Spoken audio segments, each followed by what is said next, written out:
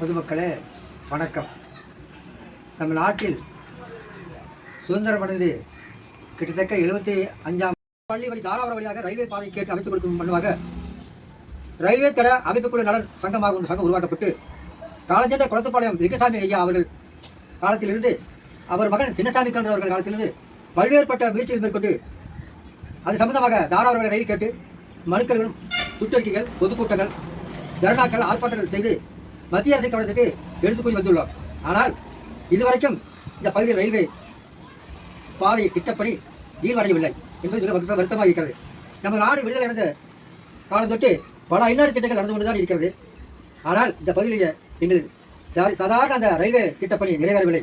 ஆகவே மத்திய அரசாங்கம் தயவு கூர்ந்து பொதுமக்களின் நலன் கருதி நடப்பு நிதியாண்டில் ரயில்வே துறை மூலமாக ஈரோடு டு பள்ளி தாராபுரம் வழியாக ரயில்வே பாதை திட்டப்பணி நிறைவேற்றி கொடுத்து பொதுமக்கள் வாழ்வில் வளம்பர செய்து கொடுக்க என பொதுமக்கள் சார்பாக வேண்டி விரும்பிக் கொள்கிறோம். இந்த தகவலை மத்திய ரயில்வே துறை அமைச்சர் மாண்புமிகு அஸ்வினி வைஷ்ணவ் அவர்களுக்கு அனுப்பிவிட்டு அதன் நகலை தமிழகத்தின் முதல்வர் தமிழ்நாடு முதலமைச்சர் அவர்களுக்கு கணிப்பதிவுக்கு இந்த நகல் அனுப்பப்பட்டிருக்கிறது.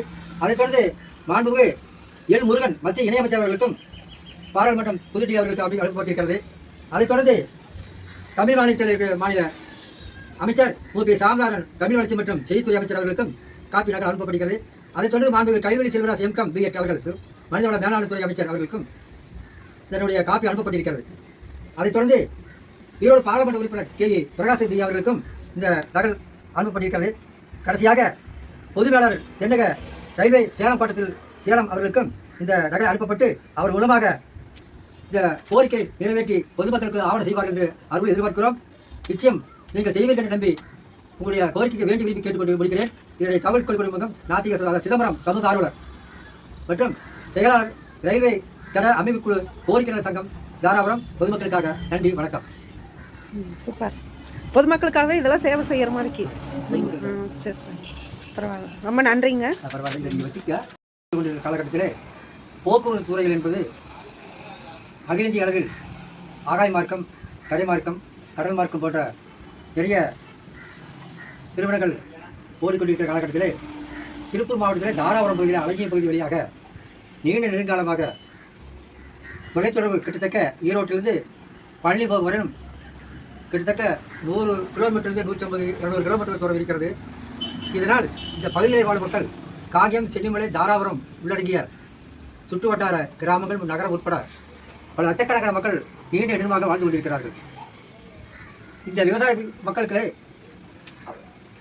அவர்கள் வாழ்வாதாரமாக்கப்பட்டு விவசாயம் சம்பந்தமான உற்பத்தி பொருட்களும் பல்வேறு நெசவு தொழில், கனரக தொழில், மூலதன சாதனங்கள் மற்றும் பலதரப்பட்ட வணிகப் பொருட்கள் விற்பனைக்கு தொலைதூர போக்குவரத்து வசதி இல்லாமல் சிரமப்பட்டு பல ஆண்டுகளாக வாழ்க்கை நடத்தி கொண்டு வருகிறார்கள். ஆகவே இந்த குறைவு போக்குவரத்தாக புகவேட்டி வசதி இந்த வழியில் தாராபுரம் வழி இல்லாத காரணத்தினால் கடந்த 1962ஆம் ஆண்டிலேயே இந்த பகுதி மக்களின் போக்குவரத்து வசதிக்காக மைசூர் டு கொடைக்கானல் வரை சாம்ராஜ் ரயில்வே திட்டம் என்று ஒரு திட்டம் உருவாக்கப்பட்டு அரசாங்கத்தால் அது காலப்போக்கில் தடைபட்டு விட்டது என இந்த நேரத்தில் நினைவுபடுத்துகிறேன். இந்த பகுதி மக்களின் அன்றாட போக்குவரத்துக்கு சுமார் பல்வேறு தூரங்கள் போக்குவரத்துக்கு பேருந்து வசதிகள் இல்லாமல் செல்வதற்கு போக்குவரத்துக்கு மிகவும் சிரமப்பட்டு வருகிறார்கள். குறிப்பாக தாங்கள் உற்பத்தி செய்யும் அனைத்து பொருள்களையும் ஆங்காங்கே எடுத்து செல்வதற்கு மிகவும் இடைஞ்சலாக உள்ளது. ஆகவே இந்த குறையை போக்குவதற்காக